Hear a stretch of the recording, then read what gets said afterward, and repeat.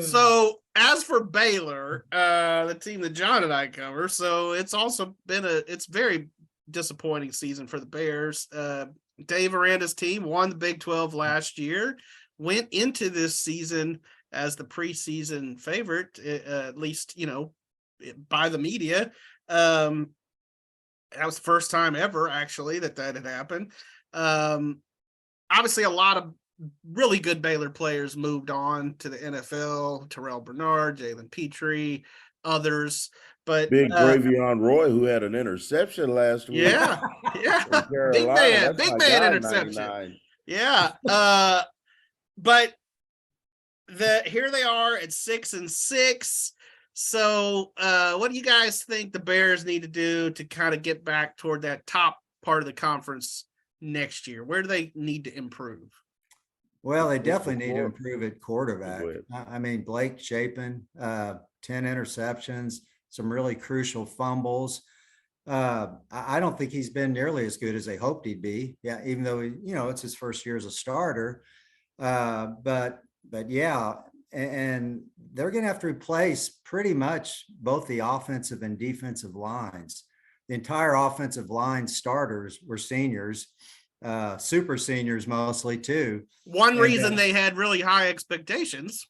Exactly. Yeah. And they're losing a lot of defensive linemen too. Apu, TJ Franklin.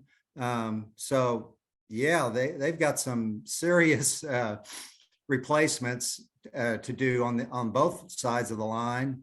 And they'll probably be picked like 8th next year, like they were last year. They can be TCU. That means they're winning. Right. That's the key. Getting picked 7th or 8th. Sid, what were you gonna say? Blake, first of all, I gotta ask. I mean, because we're probably going to the Alamo Bowl. Are you guys going to see the Mouse at 6-6? Well, if you are you going to see first got other goals. First of all, if they go to Orlando or Phoenix, it's going to be Johnny by himself. I ain't going with him for a 6-6 team, but we have had a hashtag all year. You guys will appreciate this.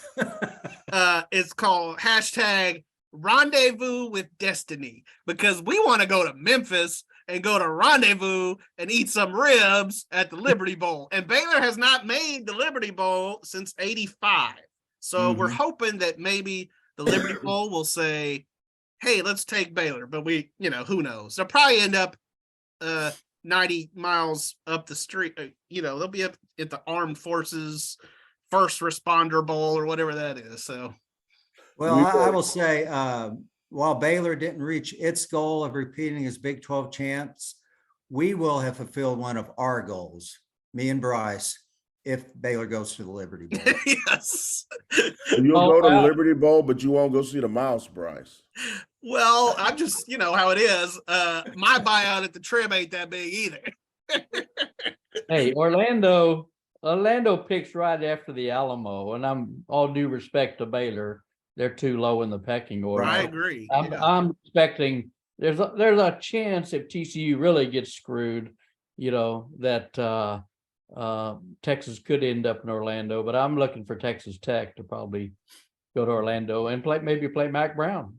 I think the buzz around Tech and Kansas and these other teams that are right there with Baylor is a little bit higher, whereas Baylor, they had these expectations, and their fan base is kind of like, meh.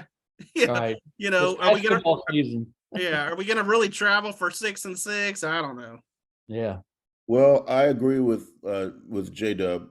Blake Shapen needed to be better this year. 16 touchdowns, 10 picks. That's not moving the needle in the Big 12, and they've got to get better in the passing game. They always have pretty good receivers, but they need to upgrade a quarterback. Speaking as someone who covers a team that had a really tough year at the quarterback position, you're not going to win in the Big 12 without good quarterbacking. You're not.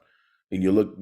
K-State overcame injuries to get where they are, but TCU's not where they are without Max Duggan.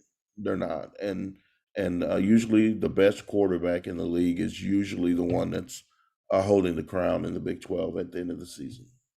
It's a great point, and I think one thing you could say about Max Duggan is the guy has some skins on the wall. He's got some experience, and while the expectation for Blake Shapen was really high because of what he did in that very small sample size last year, Big 12 championship game, he looked freaking great.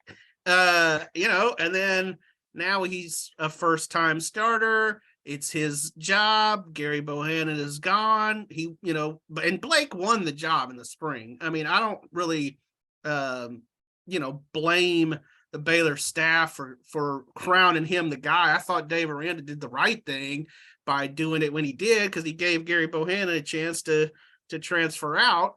But yeah, Shapen, it's been confounding because the kid has a lot of talent, but he's just erratic. I mean, he's really erratic, and he gets a little loose with his mechanics, and so we'll see if he can kind of develop and with experience get better. I think he's still got a pretty high ceiling.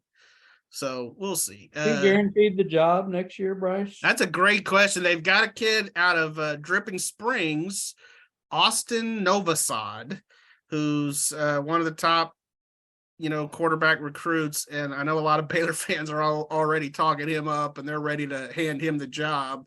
That's how bad they're feeling about Blake, but we'll see. We'll see. Well, that's where the new offensive line has more pressure. Yeah, the Drip's getting it done down here. They're the Drips. that program's on the rise.